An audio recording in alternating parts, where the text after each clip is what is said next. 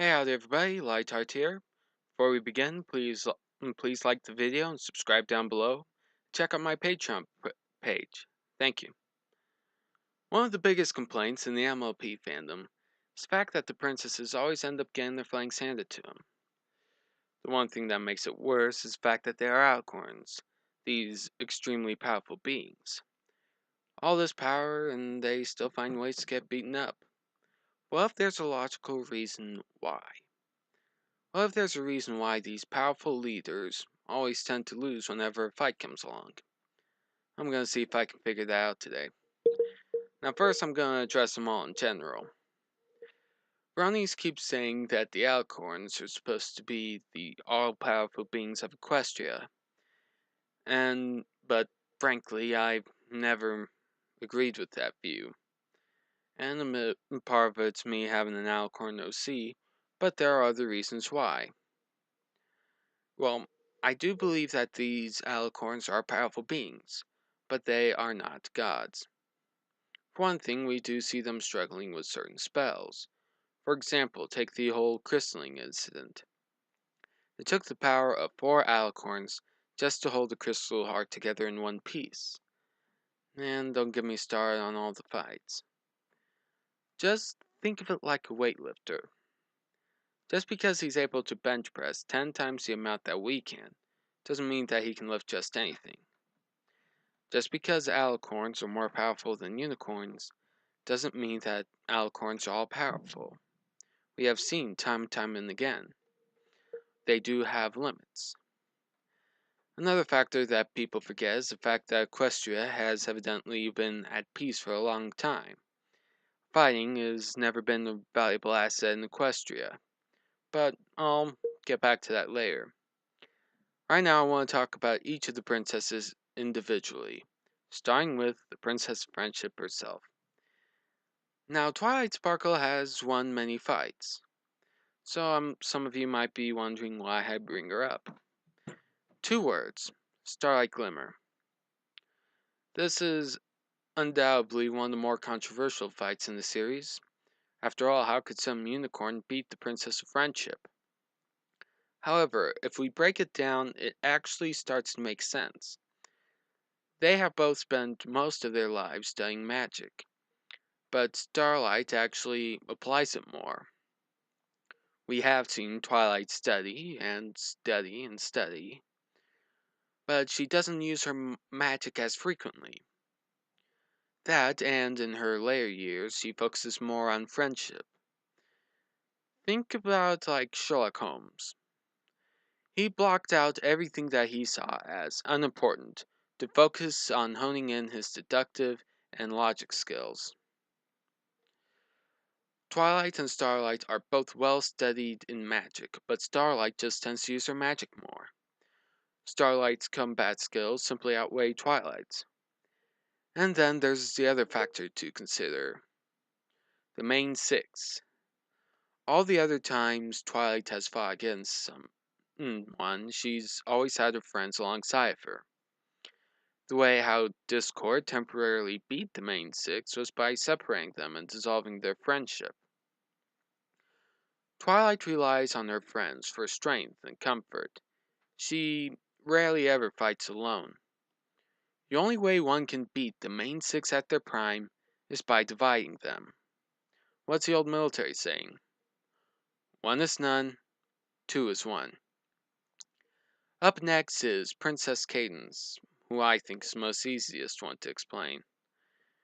This is admittedly the princess who's held a shield up for who knows how long, but there's a big difference between attack and defense.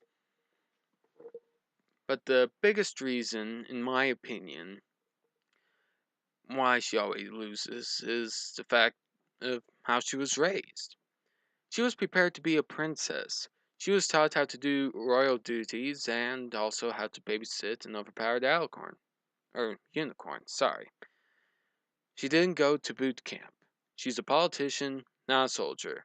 Add being a parent to an alicorn to that, it truthfully doesn't help.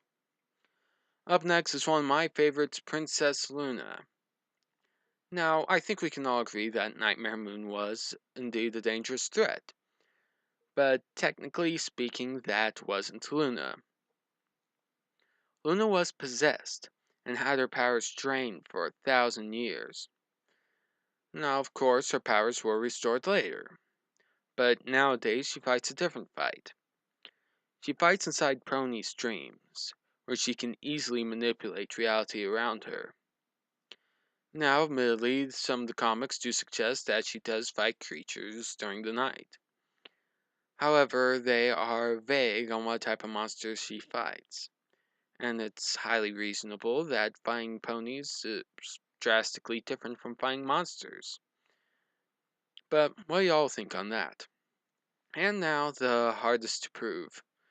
Princess Celestia, whose name deserves respect. Well, I better get started before all y'all start comment war. The biggest question that tends to come up is why doesn't she do it herself? Or if you're asking what specifically I'm talking about, well, pick a season finale. However, we do see in the comic when Celestia and Spike are trying to get some telescope lenses for Twilight, that she admits that she can handle most of these assignments she gives to her pupil.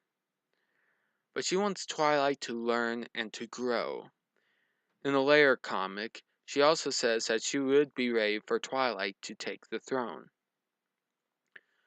I believe the reason why she doesn't take care of all these problems herself is because she's preparing Twilight to one day take the throne. But what about when she does fight? She's found herself beaten by Chrysalis, Vines, and whatever else I'm forgetting. However, let's go back to what I said at the beginning of the video. They have been at peace for a long time. Now, admittedly, I do understand that that the comics aren't completely canon, from what I've heard. However, I believe they give us some ideas of rough estimates on how know about some of the culture and stuff. But basically, going off of a few comics I've read, if what I've seen is true, the last war would have been approximately 50 to 100 years ago. I'm not certain about what the exact time frame is. It's a rough estimate going off of when Twilight went to Celestia School and the apparent age of one of the teachers. But the point, now I'll admit that I've brought up the comics on quite a few occasions, and they're not entirely accurate.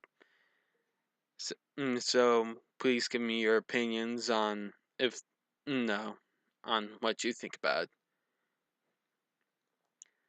But the point is, they haven't been at war in a long time. Celestia nowadays fights via words, not spells. We have seen her schedule, or at least a part of it, when she switched places with Luna. She doesn't put her magical skills into practice anymore, except for mostly raising the sun. And it also explains why the royal guards are incompetent. They've had nothing to do but stand around and look tough for their entire careers. Celestia's skills are rusty, and admittedly, I would not feel entirely too comfortable about going to war with only them by my side. But that doesn't make any of their roles unimportant. Like I said at the beginning of the video, fighting is not valuable in Equestria.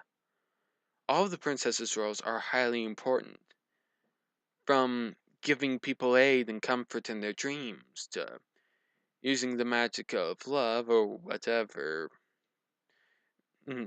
Cadence does, to being an ambassador of friendship, and to even leading an entire nation.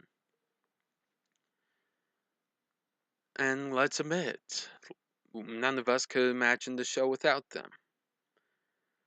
However, With a new alliance between several nations, and with Chrysalis still being on the loose, how long will this peace last?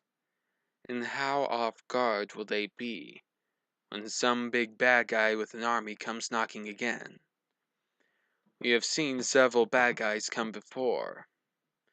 The best example is the MLP movie, when the Storm King came with the whole army. If they don't start learning from their mistakes, if they don't start preparing, how big of a cost will the next threat give? And how off guard will they be? And now finally, here's my last question. Did I miss anything? Admittedly, parts of this were based off the comics. Please tell me in the comments section if there's anything I'm missing. And I'd like to thank y'all for watching the video. Once again, I encourage you to like and subscribe down below. And check out my channel on Fimfiction. I've recently did my first story, one which I've worked on for a long time, and involves one of my favorite bronies, Dr. Wolf. I'll leave the descriptions down below. Once again, I'm Lightheart, and I'll see you next time.